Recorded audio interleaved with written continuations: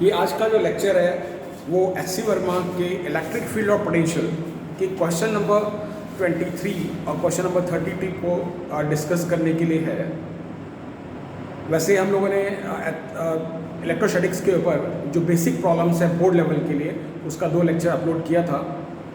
एक और lecture upload करेंगे, लेकिन मेरा ये मानना है कि जो यहाँ पे जो स्टूडेंट्स एनरोल्ड हैं उनको हम लगातार नोट्स भेज रहे हैं, तो नोट्स से वो सिंपल टाइप के जो क्वेश्चन है उसका सॉल्यूशन वहाँ से भी समझ सकते हैं। और जो टिपिकल टाइप का क्वेश्चन है उसको यहाँ पे इस पर्टिकुलर लेक्चर में अपलोड करने की कोशिश कर रहे हैं, आगे भी अपलोड करेंगे। और सिंपल टाइप का जो बेसिक टाइप का क्वेश्चन है वो कुछ तो अपलोड कर रहे हैं, कुछ वो लोग नोट से पढ़ें, और अगर कोई प्रॉब्लम है तो वो कॉल करके पूछ सकते हैं। अब किस तरीके से देखें, ये एससीवी का अगर क्वेश्चन नंबर 23 अगर आप बुक्स आपके पास है आप खोल के देख सकते हैं, उसमें लिखा है कि 2 पॉइंट से 2 बॉल्स को चार्ज करने के बाद सस्पेंड किया गया, और जिन स्ट्रिंग से सस्पेंड किया गया उन स्ट्रिंग्स का लेंथ 20 सेंटीमीटर ईच है, और पॉइंट्स ऑफ सस्पेंशन के बीच का जो सेपरेशन है वो आपका 5 सेंटीमीटर है। और इक्विलिब्रियम की कंडीशन में वो जो पॉइंट ऑफ सस्पेंशन तो 5 सेंटीमीटर था, लेकिन इक्विलिब्रियम की कंडीशन में दोनों बॉल्स के बीच का जो सेपरेशन है वो 3 सेंटीमीटर है। और बॉल्स के ऊपर जो चार्ज है वो दिया गया है 2 × 10⁻⁸ कूलम, और मासेस आपको निकालना है। शुरुआत करते हैं। ये आपके पास 2 पॉइंट्स ऑफ सस्पेंशन है, दोनों ही पॉइंट्स के बीच का जो सेपरेशन है वो कितना है 5 सेंटीमीटर, और दोनों ही बॉल्स को रब करने के बाद सस्पेंड किया गया, और दोनों ही बॉल्स के ऊपर जो चार्जेस दिया गया है वो दिया हुआ है Q1 = 2 × 10⁻⁸ कूलम, और Q2 भी सेम है, और स्ट्रिंग्स का लेंथ 20 सेंटीमीटर का दिया गया है। इक्विलिब्रियम की कंडीशन में ये बॉल जब यहाँ पे पास आ जाते हैं तो इनके बीच का जो सेपरेशन है वो 3 सेंटीमीटर, इनके बीच का जो सेपरेशन है वो 3 सेंटीमीटर। तो ये Q1 Q2 दोनों बराबर दिया गया। करना क्या है? करना यह है कि हमको बॉल का मासेस निकालना है। This is question number 23 from SC, electric field and potential. अब देखें यहाँ पे क्या क्या है। इसको अगर हम थीटा मान लें और ये ऐसे और ये ऐसे, ये एंगल थीटा है, इधर क्या है t cos थीटा, इधर क्या आएगा t sin थीटा, इधर क्या आएगा mg, और इस तरफ क्या आएगा Fe। कौन सा Fe? Electrostatic force. अब अगर हम देखें तो यहां पर t sin थीटा को लिख सकते हैं Fe, और t cos थीटा को लिख सकते हैं mg। t cos थीटा को mg। अब यहां पर t sin थीटा Fe की जगह ke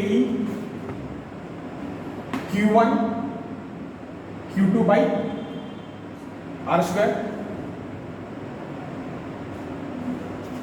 t cos थीटा की जगह mg, डिवाइड करेंगे tangent theta = ke Q1 Q2 by r²।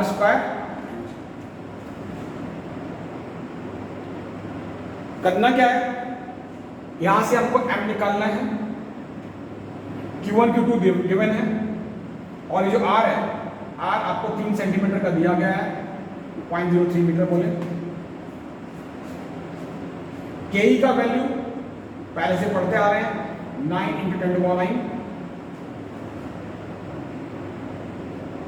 ऐसा यूनिट्स। तो ke का वैल्यू इतना हुआ ऐसा यूनिट में। अब वैसे हम इसकी यूनिट्स और वैल्यूज़ के बारे में ऑलरेडी डिस्कस कर चुके हैं। अब इस डाटा से हमको m निकालना है। इसके अलावा आपको यहाँ पर टेंजेंट थीटा का वैल्यू कैसे मिलेगा उसके लिए आपको आइडिया दे रहे हैं। अब यहाँ पर दोबारा देख लें, इसको मिटाने वाले हैं, इसको डिवाइड करके हम यहाँ पे पहुंचे थे टेन थीटा पे। अब अगर देखें तो यहाँ पर टेंजेंट थीटा का वैल्यू निकालना चाहें तो ध्यान से देखा जाए, ये जो सेपरेशन था अब की बार ये 3 सेंटीमीटर था, पूरा 5 था तो बाकी बचा 2, तो यहाँ से कितना बचेगा 1 सेंटीमीटर, पूरा 5, फिर ये कहाँ पे आ गया 3 पे, तो इधर से टोटल 2 बचा, तो एक यहाँ से बचा एक यहाँ से, 5 3 हट गया, 2 बचा, 1 सेंटीमीटर यहाँ से 1 सेंटीमीटर यहाँ से, इधर से इधर से।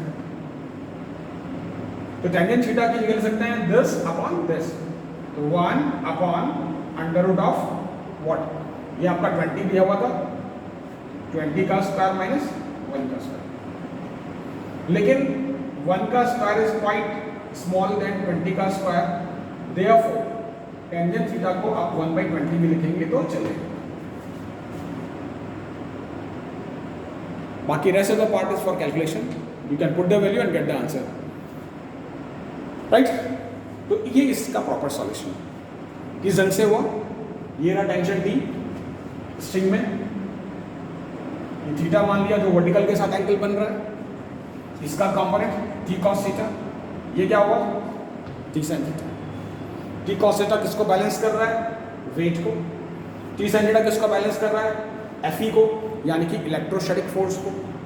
और अगर आपके पास मीडियम मेंशन नहीं है तो आपको एफ ई का जो वैल्यू है, एफ ई का वैल्यू जैसा कि मैंने रब कर दिया था, एफ ई का वैल्यू इतना पड़ेगा क्या, के ई Q1 Q2 by are square, क्या ये जो एफ ई है इलेक्ट्रोस्टैटिक फोर्स, के ई Q1 Q2 बाई लिखा गया यहाँ पे, एफ ई का वैल्यू हो गया, और T sine theta F E के बराबर था, T cos theta M G के बराबर था। इसमें आपको टेंजेंट थीटा की जरूरत पड़ेगी तो यहाँ से निकाल सकते हैं, क्योंकि पूरा 5 था, बीच में 3, तो यहाँ से 1 बचा, तो tangent theta is equal to this upon. So this is the proper solution of this particular question. अब हम आते हैं क्वेश्चन नंबर 32। ध्यान रहे इन क्वेश्चंस का बोर्ड लेवल से कोई कंसर्न नहीं है, इट इज फॉर कॉम्पिटिशंस, और इसके बीच बीच का जो स्टेप है वो निट लेवल पे आ सकता है या जेई लेवल पे आता है।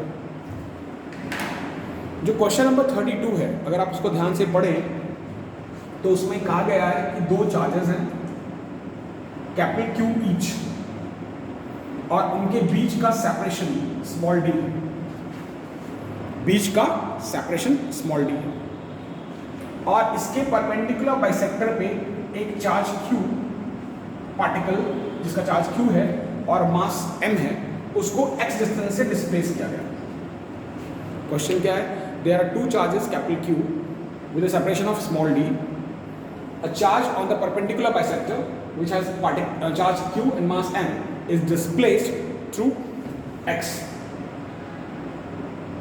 अब करना क्या है, आपको शो करना है कि अगर x का वैल्यू बहुत छोटा हुआ इससे d से, तो f is directly proportional to x, f is directly proportional to x।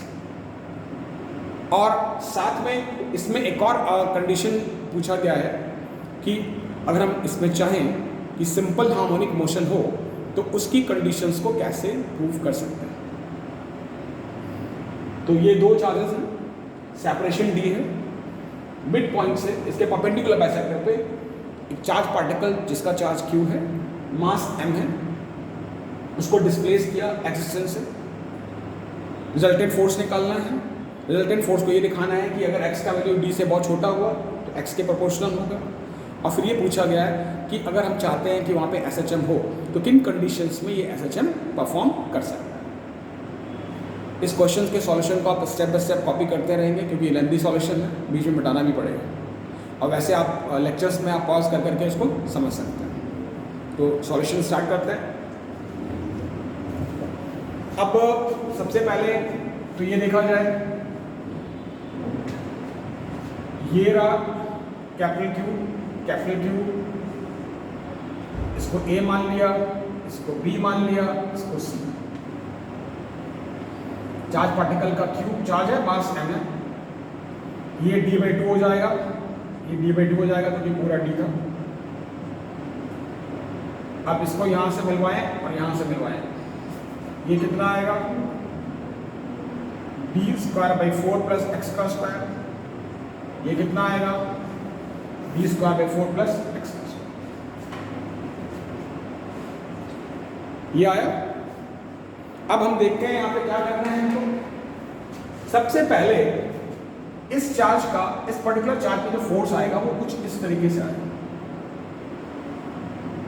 कह सकते हैं FCA,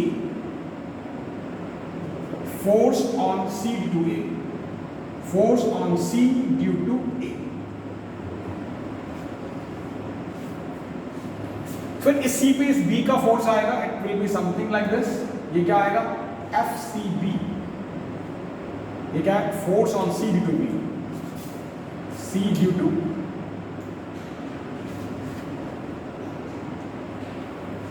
अब ये जो FCA आएगा और FCB आएगा, इसका जो मैग्नीट्यूड है वो न्यूमेरिकली बराबर आएगा, कितना आएगा, KE Q/Q अपॉन डिस्टेंस के स्क्वायर में x² plus d²/4 to the power half.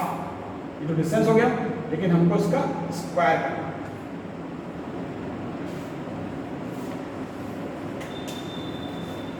यानी कि यहां पर ये जो वैल्यू है, ये हमने क्या किया, इसका मैग्नीट्यूड लिखा।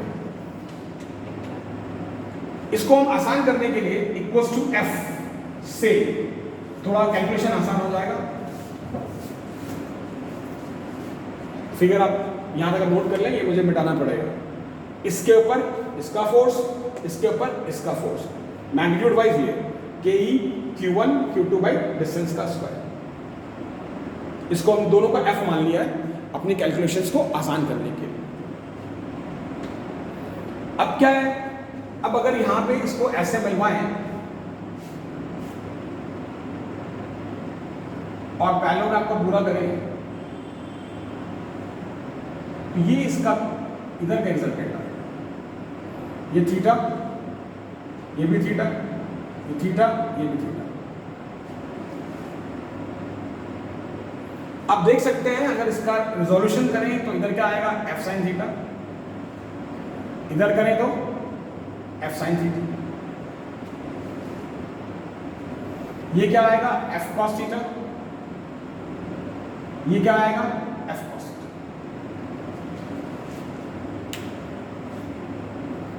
F और F, theta sine component cancels, इसका F और इसका F cos थीटा और इसका F cos थीटा, इसका F cos, इसका भी F cos। F क्यों, दोनों का मैग्नीट्यूड बराबर था। कैलकुलेशन को आसान करने के लिए we have just placed it as F further. यानी कि यहां पर क्या आएगा, resultant has the magnitude, resultant has the magnitude, resultant has the magnitude कितना, 2F cos theta, 2F cos theta. तो यहां पे 2 KE Q/Q, डिस्टेंस का स्क्वायर था x² प्लस d²/4। ये अंडररूट का स्क्वायर था इसलिए वहां पे अंडररूट हटा दिया है, अंडररूट का स्क्वायर था इसलिए हटा दिया है। और यहाँ पे cos थीटा की जगह पे क्या आएगा, अगर आप देखें, सुनिएगा, ये cos थीटा की अगर देखें तो ये तो आपका x था, क्वेश्चन में दिया हुआ था, क्योंकि इस चार्ज पार्टिकल को x से डिस्प्लेस किया था, चार्ज पार्टिकल को x से डिस्प्लेस किया था अकॉर्डिंग टू द क्वेश्चन। तो यहाँ पे आएगा x और ये आएगा ये, यानी कि आप यहाँ पे लिख पाएंगे x upon what, d²/4 plus x² to the power 1/d। इसको नोट कर लें, फिर आगे फिर आपको बताना पड़ेगा।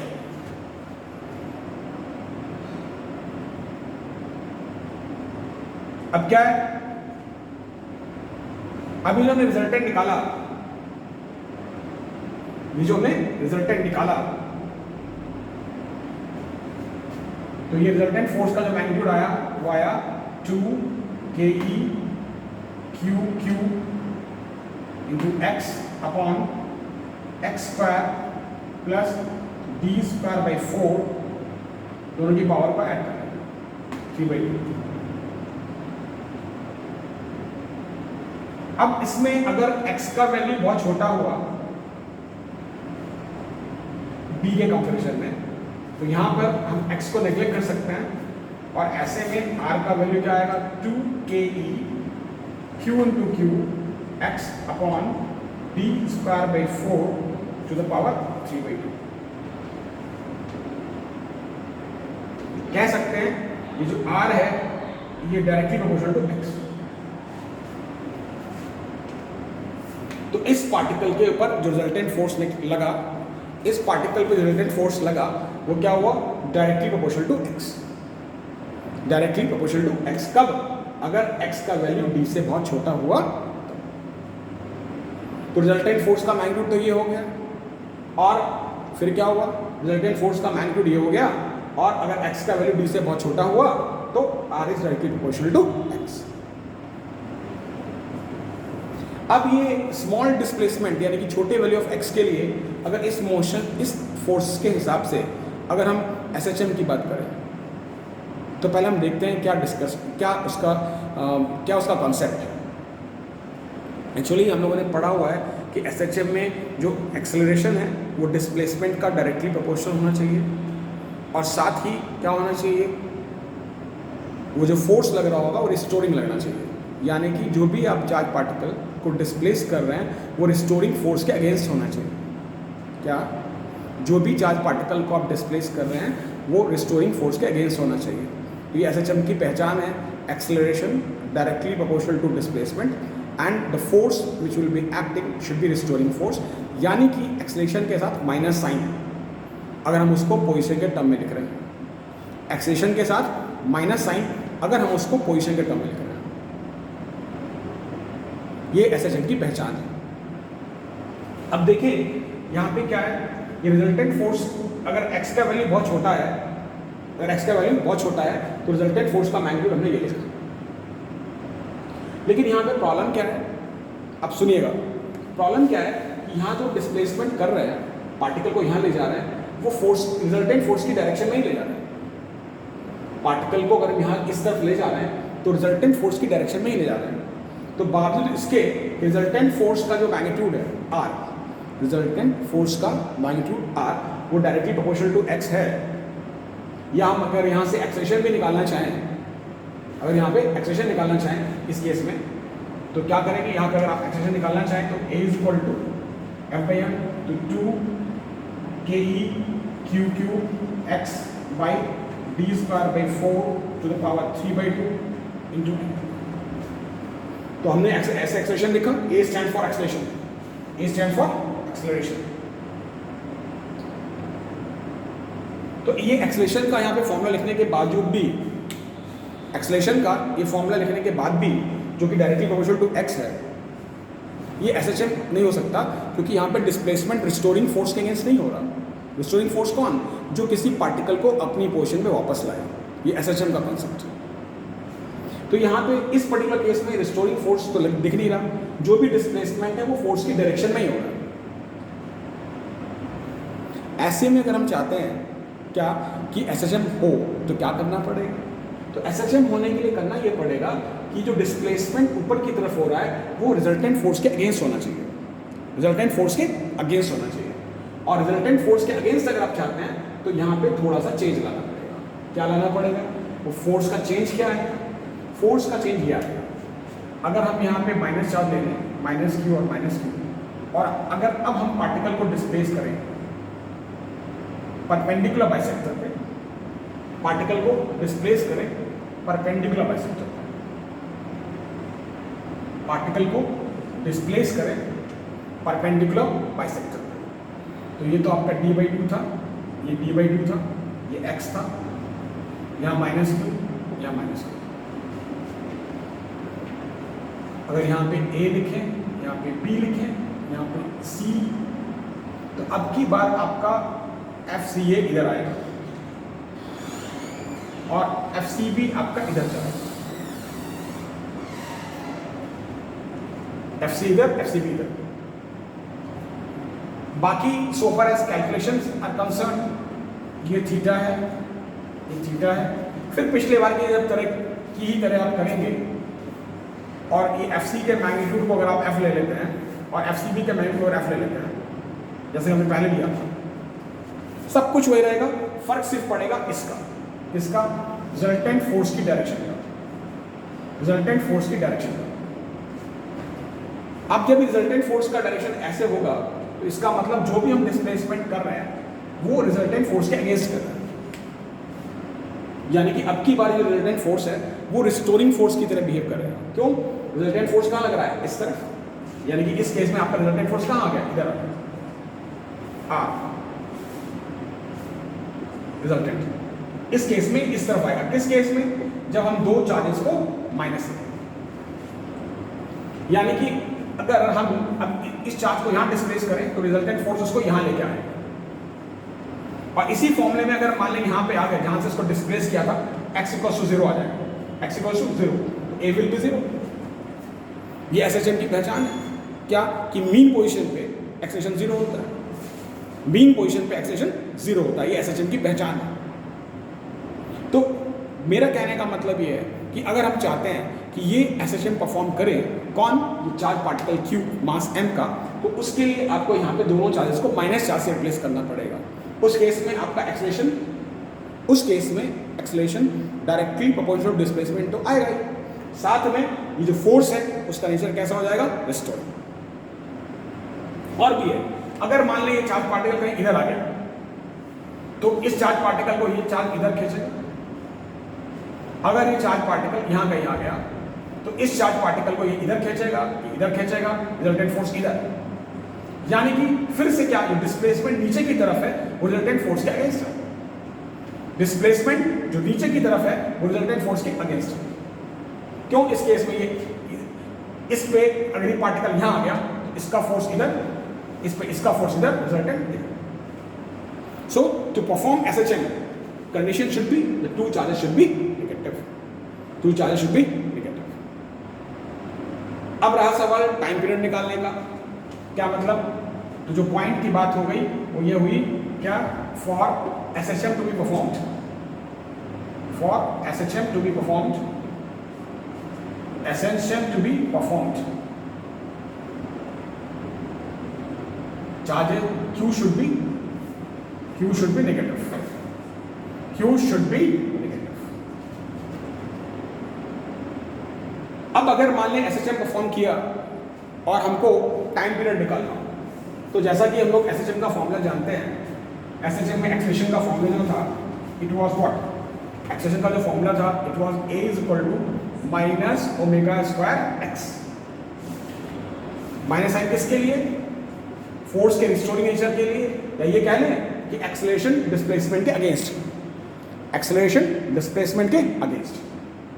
ऐसे में यहां पे अगर इससे कंपेयर कराएं तो ओमेगा स्क्वायर का जो वैल्यू है that will be comparable to 2ke q into q upon d square by 4 to the power 3/2 into m।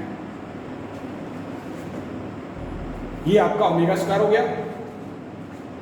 और यहां से आप ओमेगा निकाल सकते हैं, यहां से ओमेगा निकाल सकते हैं, अंडर रूट ऑफ व्हाट?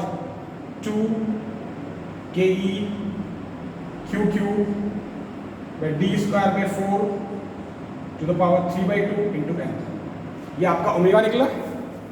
ये ओमेगा निकालने के बाद आप यहां से टाइम पीरियड निकाल सकते हैं, t is equal to 2 pi by omega, is equal to 2 pi by. Competitions में ऑब्जेक्टिव क्वेश्चंस में यहाँ पे के भी लिखा रहता है, या आप चाहें तो के को रिप्लेस कर सकते हैं किससे? 1/4 pi epsilon not. It depends on you. वो मॉडिफाइड फॉर्म में होता है, आंसर्स को टैली करना होता है। मॉडिफाइड फॉर्म में होता है, आंसर्स को टैली करना होता है। This is the way. So concept ये है कि सेकेंड केस में सब कुछ वही रखना है, दोनों चार्ज को निगेटिव कर देंगे। ऐसा करने पे अगर हम चार्जेस को, उस चार्ज q स्मॉल q को ऊपर लेके जा रहे हैं तो भी, नीचे लेके आ रहे हैं तो भी, दोनों ही केसेस में जो रिजल्टेंट फोर्स है that will behave as restoring force. वहाँ से एक्सेलेरेशन निकाल लें और एक्सेलेरेशन निकालने के बाद x को छोड़कर जो भी कंपेरेबल टर्म एक्स को छोड़कर जो भी टर्म कंपेरेबल है उसको ओमेगा स्क्वायर से कंपेयर कराएं, गेट द टाइम पीरियड। तो ये कुछ 2 क्वेश्चन था। वैसे अभी चूँकि हम लोगों ने नया नया अपलोड करना शुरू किया है तो टाइम टू टाइम कुछ कुछ क्वेश्चंस और डालेंगे। वैसे अगला एक दिन में 1 या 2 दिन में हम लोग वो basic numericals on Coulomb's law उसको भी अपलोड करेंगे। जो ऑलरेडी स्टूडेंट्स पढ़ रहे हैं उनके पास जो नोट्स पहुंचा है तो नोट्स में तो हम लोग आगे तक पहुंच चुके हैं। कुछ भी हो, ऑफलाइन का जो कंपैरिजन है वो ऑनलाइन से नहीं हो सकता।